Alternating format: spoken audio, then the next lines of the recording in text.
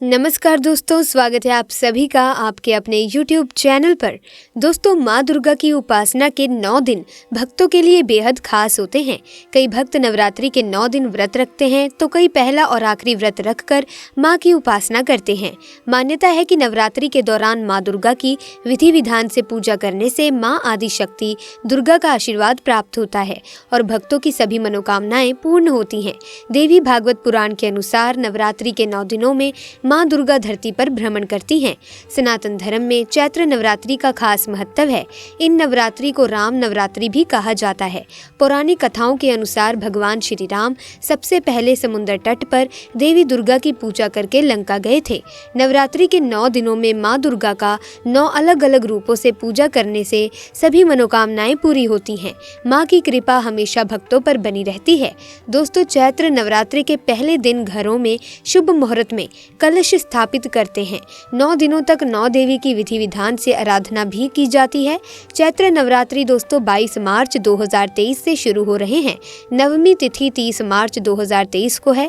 31 मार्च 2023 को दशमी के दिन व्रत का पारण किया जाएगा। चैत्र माह की प्रतिपदा तिथि 21 मार्च 2023 को रात 10:52 से आरंभ होगी और अगले दिन 22 मार्च 2023 को रात 8:20 पर इसका समापन होगा। उदय तिथि के अनुसार नवरात्रि की शुरुआत 22 मार्च 2023 से होगी। घट स्थापना मुहूर्त सुबह 6:29 से सुबह 7:39 तक रहेगी। इसी के साथ दोस्तों, चैत्र नवरात्रि प्रथम दिन 22 मार्च माँ शैलपुत्री पूजा घट स्थापना, दूसरा दिन 23 मार्च माँ ब्रह्मचारिणी पूजा, तीसरा दिन 24 मार्च माँ चंद्रघंटा पूजा, चौथा दिन 25 मार्च माँ कुष्मांडा पूजा, पांचवा दिन 26 मार्च माँ स्कंद माता पूजा, छठा दिन 27 मार्च माँ कात्यायनी पूजा, सातवां दिन 28 मार्च माँ कालरात्रि पूजा, आठवां दिन 29 मार्च माँ महागौरी पूजा, इस दिन महाअष्टमी मनाई जाएगी।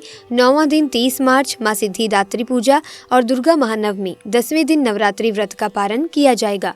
दोस्तों, नवरात्रि के 9 दिन माँ दुर्गा को प्रसन्न करने के सबसे खास दिन होते हैं। दोस्तों, माता रानी की कृपा प्राप्त करने के लिए हम सभी नवरात्रि में अलग अलग यत्न करते हैं, व्रत करते हैं, पूजन करते हैं। साथ ही कुछ ऐसी चीजें भी हैं जिन्हें नवरात्रि के दौरान हमें अपने घर अवश्य ही ले आना चाहिए। शास्त्रों में कुछ ऐसी चीजों के बारे में बताया गया है जो माता रानी को अत्यधिक प्रिय हैं। दोस्तों, माता रानी के जो भक्त हैं, माता रानी के इन प्रिय चीजों में से कोई भी एक चीज अपने घर ले आते हैं तो माता रानी अपने भक्तों के घर दौड़ी चली आती हैं और माता रानी की कृपा से घर में किसी को भी किसी प्रकार का कष्ट नहीं रहेगा। माता रानी आपके घर में धन धान्य के भंडार देंगी, आपके घर से गरीबी दूर करेंगी, दरिद्रता दूर हो जाएगी। माता रानी की कृपा से घर में हमेशा सुख समृद्धि बनी रहेगी। तो आइए जान लेते हैं उन चीजों के बारे में। दोस्तों, नवरात्र में माँ दुर्गा को 16 श्रृंगार की चीजें अवश्य अर्पित करनी चाहिए। 16 श्रृंगार में लाल चुनरी, चूड़ी, बिछुआ, इत्र, सिंदूर, महावर, बिंदी, मेहंदी, काजल, चोटी, मंगलसूत्र या गले के लिए माला, पायल, नेल पॉलिश, लाली, कान की बाली, चोटी में लगाने के लिए रबर या रिबन। आप माँ दुर्गा को साड़ी या लहंगा चुनरी भी अर्पित कर सकते हैं।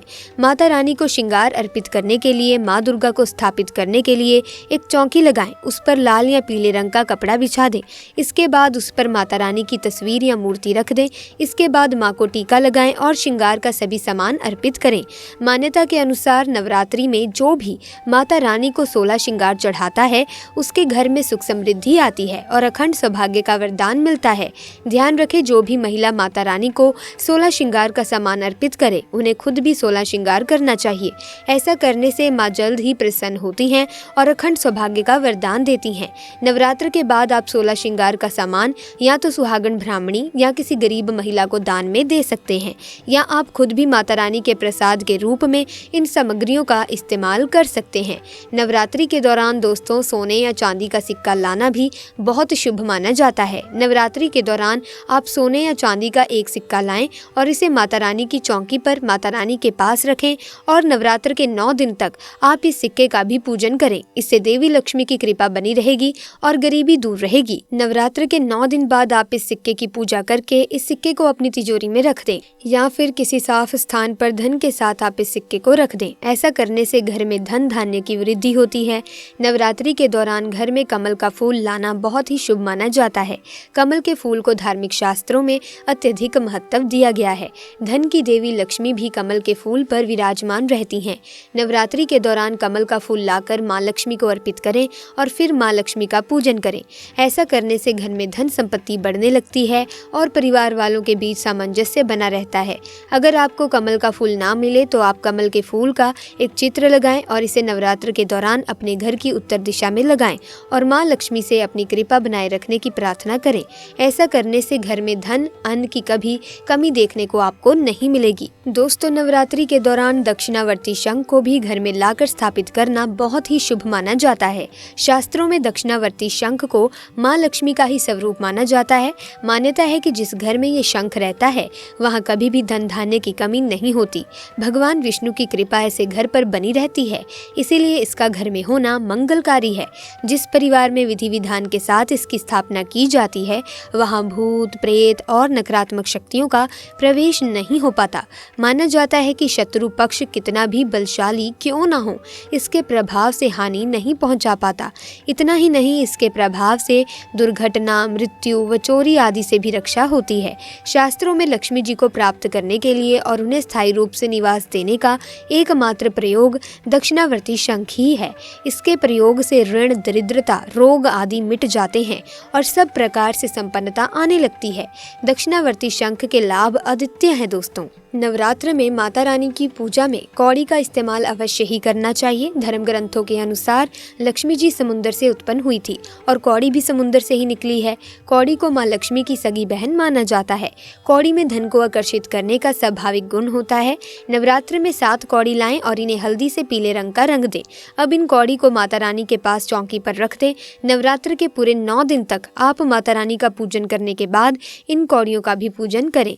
कौड़ी पर रोज हल्दी और कुमकुम से तिलक करें और अक्षत पुष्प छिड़कें। फिर नवरात्र के 9वें दिन कन्या पूजन के बाद आप इन कौड़ियों को लाल कपड़े में बांधकर अपने धन रखने के स्थान पर रखते हैं तो ऐसा करने से धन में 2 गुना 4 गुना बढ़ोतरी देखने को मिलती है।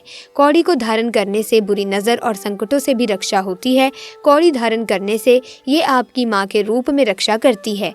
बुरी नजर और संकटों से बचाने की इसमें अद्भुत क्षमता होती है। नवरात्र के दौरान दोस्तों, माँ दुर्गा को गुड़हल का पुष्प अवश्य ही अर्पित करना चाहिए। शास्त्रों के अनुसार देवी माँ के प्रिय पुष्प गुड़हल को चढ़ाने से वह भक्तों पर अपनी असीम कृपा बरसाती हैं। इसके साथ अपनी इच्छा के अनुसार आप माता रानी को चांदी या सोने का बड़ा या छोटा कैसा भी छत्र अर्पित कर सकते हैं। दोस्तों, नवरात्र के दौरान ये वस्तुएं घर लाने से माता रानी की कृपा से जीवन में खुशियां ही खुशियां आती हैं। नवरात्र के दौरान अपने घर पर इन वस्तुओं को लाने से माता रानी की कृपा से किस्मत खुल जाती है, कष्टों से मिलता है निवारण, आपको धन की प्राप्ति हो जाती है, घर में सुख समृद्धि का माहौल बन जाता है। ऐसे में दोस्तों, आप इन बातों का विशेष रूप से ध्यान रखिए ताकि माता रानी की कृपा आप पर बरस सके।